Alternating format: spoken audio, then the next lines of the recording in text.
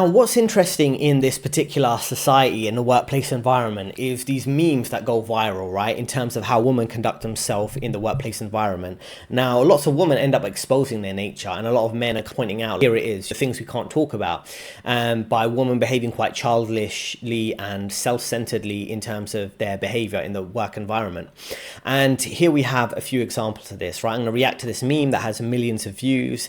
Many people have made parodies of it, and it shows the childish, attention-seeking nature of some of these so-called girl bosses, right, where they get paid a high salary and a man is working and he gets overlooked and underpaid while they get special treatment. Here's someone making a meme of this. Gen Z boss enemy, eating cheese in a bowl. Do you guys actually do any work in here, or what's going on? I know you guys are the HR team, but we actually got to send this report in pretty soon. When you guys are finished with the TikTok, I actually use a bit of help over here. It's what you're paid to do, so... So it's just a brief meme, but it actually went viral, right? And this is the thing. I know that seems like just a bit of a joke here, but this is the daily life for many men in corporate, right? It's absolute misery. They try to get their real work done, and then women come to work and they can just gossip, joke around, mess around, talk about their personal life, their outfits, their makeup, and get paid to do that, right? With very little work, zero accountability if they make mistakes. Often men have to pick up the slack for them. And this isn't a civilized society, right? The workplace is daycare for adults. It's a playground for many women, actually, right? It's not a serious society or a serious work environment. And there is a lot of hell, H-E-L-L, right, on the other side for the West, on the other side of creating a system that artificially props up this demographic you can see on the screen right now, right? And there's a lot of issues going on in the West. Lots of things get blamed on mass migration or high taxes or things like that. But woke culture, political correctness, but a lot of it comes down to this demographic, right? Being artificially propped up in positions of power, right? You have a workplace culture that is focused on giving priority treatment to either weak, effeminate, domesticated, liberal men, or women like this, the girl boss stereotype who gets preferential treatment in the free pass time and time again. You see it in politics with people like AOC. You see it in the UK with the type of men or women in positions of power. It's typically this type of demographic. It's like they think everything's a game and it's a joke, and they don't have to bear the responsibility when things do go wrong. The thing is that the first social contract to break before people can talk about, oh, high taxes and inflation and, like I say, open border policies and things like that. The first social contract to break was really this. It was men working hard and having to subsidize a woman's behavior. It used to be in relationships, and now it's in the workplace environment. You can even see the bias favoring women and the special treatment again, and the cancel culture against men, not just in work, but in work, government, media, culture, gaming, even the gym environment. All of these things have created biases towards them. And what's interesting is there is valid criticism of this, particularly on Twitter, but they again get to play the victim and get special treatment. So let's listen to a news article about them here. It was pretty surprising to see how such an innocent trend-based video quickly racked up a huge amount of hatred and trolling in the comments. The more it grew in size, the more unsettling it became, knowing that the video was out there basically taking on a life of its own, totally outside of our control. The co-founder revealed the TikTok has resulted in staff getting gross comments and even threats to their safety. Roxanne Hart from Hart & Co Lawyers told Yahoo Finance workplaces have an obligation to ensure staff aren't subjected to sexual harassment. While that's usually dealt with internally, posting content on social media can open a new can of worms because it allows people outside the company to sexually harass staff. Hart said this situation should serve as a warning to every business about involving staff in social media posts. So this is what I mean. People are providing honest critique about how women conduct themselves in the corporate environment based on this company posting this funny meme, right? If you're not familiar with the whole background to that particular meme that went viral, it's a skincare company and they were promoting their brand through doing this kind of silly dancing and things like that. Now, the thing is what interesting is the valid criticism is getting labeled as hatred and trolling. And this happens in the workplace environment. They say that Superman has to deal with kryptonite, which he can't deal with, and then women have to deal with accountability, right? So a woman's kryptonite is accountability. Then it can't be held accountable. If you make any criticism of women, they can play the victim, they can get special treatment, they'll run to the other men, the simps in management who will give them special treatment, right? And this is when you can't have honest critique or valid comments and everything's going to get labeled hatred or hate speech or trolling is really like the meme of the West has fallen, right? The workplace is now a bit of a complete joke, right? They can always hide behind this wall of special treatment as a victim. And it's a funny phrase about the girl boss cries out in pain as she strikes you, right? A girl boss cries out in pain as she cancels you, right? See with Amber Heard and Johnny Depp. She cries out in pain as she's destroying this man's life. And now, these are the things you need to be aware of, right? This is the thing when it comes to a woman in relationships, that's one thing. But when you're at work, it's another, right? When they can provoke you, they can be poking the bear and basically mocking you because they get to conduct themselves like this in the office. And then you've got to go and do the work and again have a slower career progress and slower ability to increase your salary, which becomes a bit ridiculous. And that brings us on to this next video here, which we're going to go through in a minute. Essentially, this is Asmund Gold, who makes some commentary type of videos, and listen to his comment on this particular meme. After I watched this, I was the closest that I've ever been to reading a Quran. I almost went on Amazon and ordered one right there. At least they're having fun. Why would you do this to us? Because you deserve to know the way the world truly is. It's just women having fun. That's the problem. Gen Z boss enemy. And this is the reality, right? And I'm not sure if you're aware of this meme that went viral whereby people were posting things that were being discussed online onto public signs to see how people will react. Before I get onto the one on your screen right now, when there was a lot of anti-white rhetoric, people said, let's post a A4 simple phrase, it's okay to be white, and put it on different signposts and see how people react. And even the phrase, it's okay to be white, was getting labeled racist by some people, right? And the news articles covered it. They didn't realize it was a meme from online where people wanted to try a social experiment. Another social experiment people wanted to try is say Islam is right about women, in the sense that Islam is right that women should have certain restrictions on the way they dress, the way they conduct themselves. And it holds the leftists in a tricky position because they want to push feminism, but they also want to push mass migration, right? So it's these two things, feminism and Islam, have different views on women, right? And this is why this white guy here, who I probably not a Muslim It's just himself, women having... he's making a comment, oh, he wanted to go and read the Quran or pick up a Quran, right? Or basically saying the Quran is right or Islam is right about women, which is the meme here. Now, this is the type of thing, people of different demographics, even people who might have different religious beliefs, many people agree with Islam when it comes to a woman, or at least having some level of restriction on the way women conduct themselves. Otherwise, you do have this ridiculousness that we've seen here. Now, let's continue with another news story about them. And male supremacy. This makes me want to subjugate women. This is why women don't belong in the workforce. Then they cry when there's a gender pay gap. Get back in the kitchen. When women are doing something, often we kind of go, oh, that's a bit silly and frivolous. But those women have created a multi-million-dollar skincare company off the back of a genius social media strategy. The vitriol culminating with manfluencer Andrew Tate reposting the clip. If you do not escape the matrix, women like this will be your boss. If you do not escape the matrix, women like this will be your boss. Now, this is a very key point, right? And this is what I try to teach throughout my career coaching. If you're new to this channel, he's saying here, if you do not escape the matrix, a woman like this will be your boss. Now, I come from a background of working in finance for over 10 years and major investment banks like Goldman's, Morgan Stanley, HSBC. And I offer career coaching to help you take control of your career to build power, pay, and freedom. So women like this are not dictating your life, because we know how the corporate or office environment works now, right? It's not just that they dictate what hours you work or what work you do during work hours. Sometimes they want you to work late. Sometimes they want to get intrusive about your personal life. Sometimes they want to try and be controlling of what political opinions you can have. These are the type of ridiculous situations you've got to deal with continuously when you are in this type of society. And I try to help you, coach you through this and how to deal with this environment and help you build that power, pay, and freedom for your financial freedom, so you don't always have to work with people like this.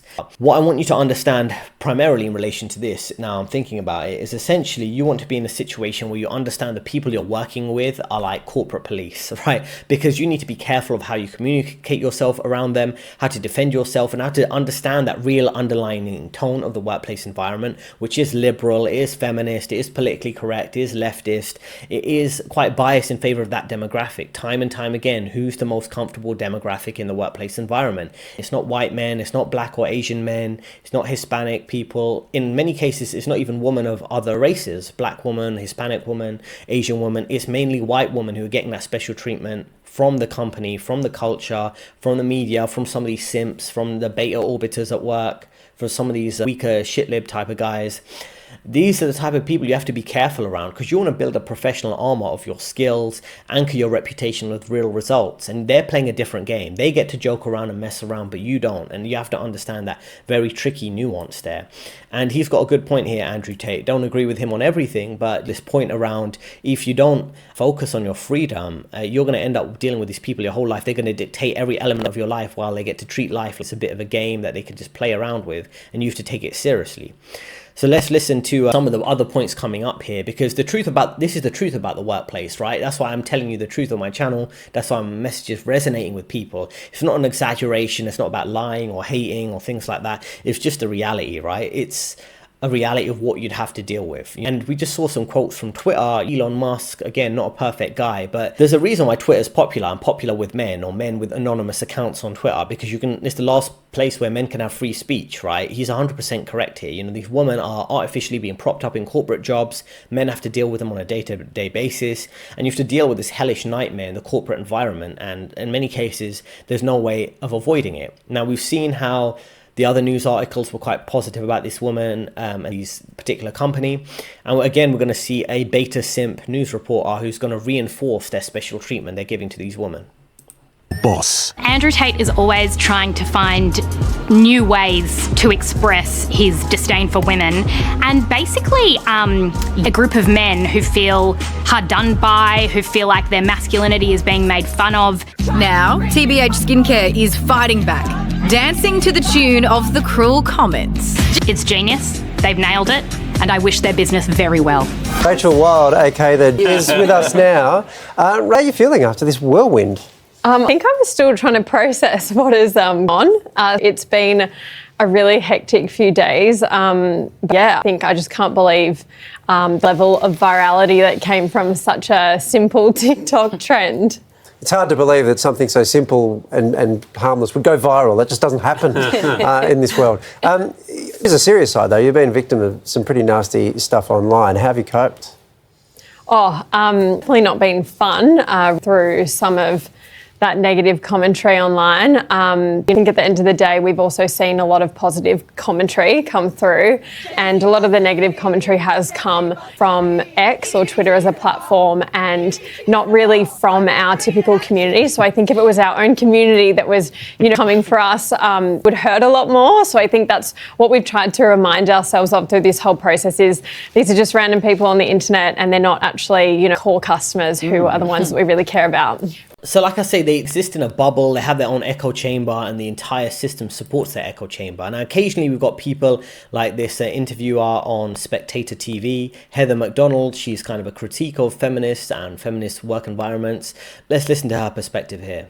The feminization of everything, taking over universities, and that's a very worrisome thing, because females on average are less rational thinkers. They are more prone to one of the 5 big psychological traits, which is neuroses. They have not been the ones who gave us civilization. They were nurturers. That is their comparative advantage. And maybe peacemakers as well. I don't know.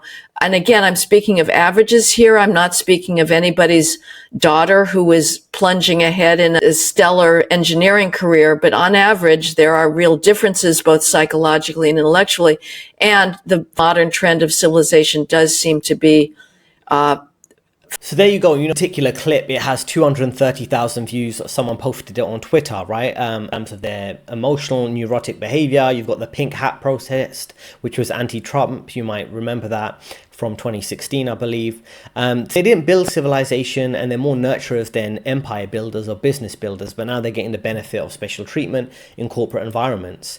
Now, what's interesting here is this is a relatively small account I follow on Twitter called Cold Healing. He just posts about different things, only has 80,000 followers, relatively big, but he had a tweet that went viral. This tweet has 7.8 million views, right? 7.8 million views.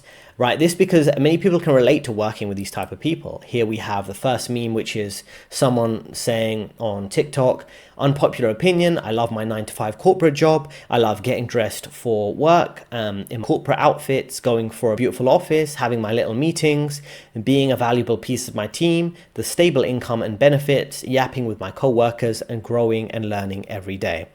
And then we have the second one, which we're going to come to in a moment. But let's think this through, right? So again, if it has 7.8 million views, it's resonating with lots of men, lots of people on Twitter who are sick of the workforce being focused on appeasing this demographic. It's not about productivity or profit, right? She mentions things like getting dressed up, a beautiful office, my little meetings, being a valuable team member. A lot of these things, like the valuable meetings, are just pointless chit chat. If you've been in these type of meetings with this demographic, they just spend half the meeting not talking about work. It's first 5-10 minutes or 15 minutes, they're just chit chatting about whatever their personal life has got, what's going on in their personal life, whatever other rubbish gossip TV, reality TV. They're not doing a lot of work, but they're getting special treatment. And she's talking about being a valuable team member. This is questionable, right? Many types of people like this are just taking up in the office, engaged in small talk, time wasting. Sometimes we have to redo tasks. My particular experience working with this demographic is when they're not sure what they want, they're not sure how to do the next project, so they'll ask you to do something and then you send it to them and they want you to redo it again, so you end up doing the same piece of work like 5 times. They're indecisive about what needs to be done. She's talking about yapping with her co-workers and growing and learning every day. When it says yapping with her co-workers, it means time wasting. They don't really understand that, co-workers are just there to work. When you're a man and you go to work, you just want to get your work done and go home. Like, we don't want to keep up this false sense of fake friends and community where people ask all these questions about your personal life just so they can gossip about it. Now we have this second example. I think she's from an Asian background. She says, maybe I'm brainwashed, but I genuinely love corporate jobs. I'm helping people. I love my co-workers. I have the best manager. I make $30,000 more in this job compared to my previous job where I was miserable. I'm eating a Craig's cookie that my company catered after I have a burrito bowl at my company that my company pays for, free lunch. We also have a view of the CN Tower, which is a major tower in Canada. It's like a major tourist. She really lived there. So let's look at these words that kind of give it, right? She's brainwashed. She loves her corporate job. She loves her co-worker. She has the best manager. She has a company cookie, a free lunch, a view of the CN Tower. There's many things here, right? If you say you're brainwashed, you should probably, if you ever use the term brainwashed or I'm brainwashed, you should think about that carefully. Like, maybe you are being brainwashed. And the other thing is, when she says she loves her corporate job, I find it interesting how many of these women would say they love their job, but they might mock their husband or their boyfriend on social media, or even at work. They make little digs about their husbands or whatever's going on in their personal life, but they love their job. They'll never say anything negative about their manager or their company they work for. And when you put this demographic in the workplace, you destroy the family structure and so many other things, where you double the workforce, both men and women are working, and you effectively halve the wages because you have both demographics working. There's so many things to say really here, right? She's saying how she loves her co-worker, she has the best manager. Wait till she gets a layoff. It's just a company about making money. They're giving a false sense of special employee treatment where they don't care about you. She says she loves her co-workers.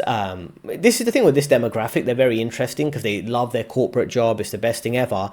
But they're often talking trash about their family. So it's like, you don't have family, but you love your co-workers who are complete strangers. Like, what's going on there? You love your company more than you love your husband. It's a bit weird. And then all these little bribes and perks that corporate environments have, company lunch. This is coming out of your wages, right? Because those are employee costs. So, I mean, to what they're free. I'd rather get paid more and make my own lunch than have the company cater a free cookies and a meal for me. And then the CN Tower view. So it means she's in a major metropolis area, not working from home. And a lot of those areas are more expensive to travel to work. So this is the thing. They've created an entire workplaces daycare environment for these women, like a playground for them to feel comfortable, like a real work to give them a comfortable life. And what's interesting is how people reacted to this. So we've got one case where someone says, actually, you're wrong. You got hired over much more qualified white and Asian men. Corporations like women who hate children. Corporations paid for propaganda that made women hate their kids. Now, women are the worker bees, and women like the workplace environment because they're like NPCs or normies. They don't care about the work but actually like it, right? This has 33,000 views and over 100 likes. So again, it resonates with people. Someone else has posted a good article I might cover in another video. There's more. Women are the biggest beneficiaries of DEI. In this article, it says that women apply for fewer jobs than men, but are more likely to be hired. And again, this is the bias favoring women in the workplace environment. They have substantial advantage in hiring for STEM roles, except when they're competing with more accomplished men. So what this is saying, if men and women are at the same level, same qualifications, companies tend to hire the woman over the man due to all these biases of DEI. Now, here we've got another instance where somebody's talking about how there's more resources from the company and more than they contribute. They collect their paycheck, take up space in the office so they can pretend to be a girl boss based on what slop movie they saw as a kid, Legally Blonde, one of those girl boss type of movies. But they don't do anything. They don't produce anything, nothing. They fill out forms and do busy work. Someone's saying here when they're talking about yapping with their co-workers, these girl boss types, that's half her day talking about nothing, things that don't have anything to do with work. She thinks she's doing super important corporate work, but it's just chit-chatting in the office and talking nonsense. Here it says a quote from 1984 where it talks about women being brainwashed and kids being brainwashed by these corporate agendas. It was always the woman, above all the young women, who were the most bigoted adherents of the party, the swallowers of the propaganda and slogans, amateur spies, and people who supported the system, basically. And you see women support the system. Anytime the system creates a narrative about the climate agenda, about teaching kids about gender ideology, women are the first ones, particularly white women, will run to the front of the line to support it. Here it says, give me the bugs, give me the pods. They'll glorify, signal their adherence to whatever the consensus of the day is. If we ever make concubines status quo, they'll make videos about that too. So these women, they just brainwash, they follow whatever they're told. You see this time and time again. Their jobs are worthless. The real and brutal work is done by the men who allow these women to have their little meetings and partake in simple little teams and things like that. They play dress up, pretend to be in a corporate job and get nothing done. Repeal the 19th Amendment, which I won't get onto here, but you know, you can what the 19th Amendment is. So here it says someone who's responding to this, again, this has 2.4 million views, so it must be resonating with people. Women are dominating the corporate world for the same reason they do better in school than men. They love structure and they love getting stickers and completing tasks. And that's what the workplace has become. It's not about innovative entrepreneurship, this type of high power, Wall Street type of it's turned into this. It's always been clear to me that these are the work conditions the work's healthy man would consider for self-deletion, but women find it delightful and comfortable. Men find that environment completely annoying and depressing, right? Which we've seen here. You've seen the meme I just showed you with these two women. That's what he's talking about. So these are not the conditions that men want to work in. Here we have a meme. I had to kind of blur out one. I'm not going to tell you what that one word that I had to blur out is, but you might be able to guess. This is a funny Ghibli AI version of that meme. Someone says, I finally get a job, average of 7 to 8 Zoom meetings per day. Woman to man ratio is at least 10 to 1. The economy isn't real. It's daycare to make sure women don't have children. And this is something I would come to the same conclusion time and time again over my 10-year career in the finance industry. Not going to mention specific companies, but you know where I've worked, Stanley and HSBC. But let's just say overall, not naming a company, I would come to this conclusion like, what are these women like? Are they doing productive? How do they have so much free time just to walk around the office and talk and joke around while I'm sitting at my desk trying to do as much work as possible? What's going on here? Like, how do they get such preferential treatment? And that's what I mean. If you have this type of feminized work environment, it turns into chit-chatting, pointless Zoom meetings, 10 to 1, men, particularly white women. I remember working at multiple investment banks, multiple teams, so it would just be majority women, right? Now, Grizel, a mud zone, says, affirmative action. One of the biggest detriments here is that one can no longer look at these jobs as being an indicator of a woman's grit, intelligence. Previously, the 10 to 20% of women had to work hard and to be smart enough to make these particular roles. So in the past, women working in corporate roles had to be skilled. Now it says these are jobs, these office jobs, welfare for women, so they can get employment to have an easy life. And that's kind of true here. And we finish off with Ryan Selkis. Now, if you're not sure Ryan Selkis and who he is, firstly, he's making this, just to go back actually, I wanted to make one more comment here about affirmative action. What's happening here is women are not getting equality, they're not getting gender equality, they're getting special treatment. That's what is exactly happening here. We have Ryan Selkis. If you don't know who Ryan Selkis is, he's quite an important figure within crypto. He runs, and I think he used to run, I'm not sure if he runs it now, he runs a crypto research firm. The same way you have finance research firms, he has a crypto research firm, quite successful, the main one, Messari. He was also linked to working with the Trump administration when it comes to dealing with crypto regulations. He's quite an important figure, friends with RFK Jr., like that. He says universities one-shotted tens of millions of women and feminine men with woke poison, loaded them up with debt, student loans, credit card debt, things like that, and fueled them with crippling addictions. It could be addictions to medication or other substances, just in time for AI to wipe out 50% of their laptop jobs. What he's saying here is that, you know, so many men have been pushed through the traditional career path, you know, colleges and university, all those particular studies are bad, but they were doing all these type of traditional paths, and over the time they pushed negative things, you know, alcohol addiction, different, oh, they all have mental health issues, they have to be on mental health medication, they got their student loan debts, they got their credit card debt, and now they're having their laptop jobs. A laptop job, if you're not familiar with that, it's just a kind of busy work, office work, lots of like that. It's no real work, it's just doing lots of administration, even if they have fancy job titles, and AI is going to wipe out 50% of their jobs. So he's making a joke of it, but there is some truth to what he's saying here, right? A bit of an exaggeration, but you know, it's the preferential demographics have and how things are going to backfire for them. Because when they can't handle this level of criticism that we see time and time again, they get all the special treatment. What they don't understand is like what's going to inevitably happen time. Here's a good comparison here. It's really this, right, is what you see, is these two demographics, right? Media running the corporate culture, you know, getting special treatment. Like, it's just not going to work over the long term. You have many white men who are now waking up to this. And I'll just say this as nice as I can. Many men of other demographics who are not white, we've been dealing with this for a long time, and we see the preferential treatment they've been getting, and we'll be like, thinking, okay, do white men understand the bias in favor of this demographic? Why are they not speaking up about it, right? Because I noticed that sometimes they don't speak up about this. And then we're like, why are these demographics getting special treatment? And I remember working at one investment bank and kind of noticing that, okay, we're in the UK, you have this company policy of hiring and promoting more women, but then when it comes to doing the actual work, they're outsourcing it and offshoring it to India, where Indian men will do the work for like a third of the, so these women, they have all these pointless high six-figure management roles, right?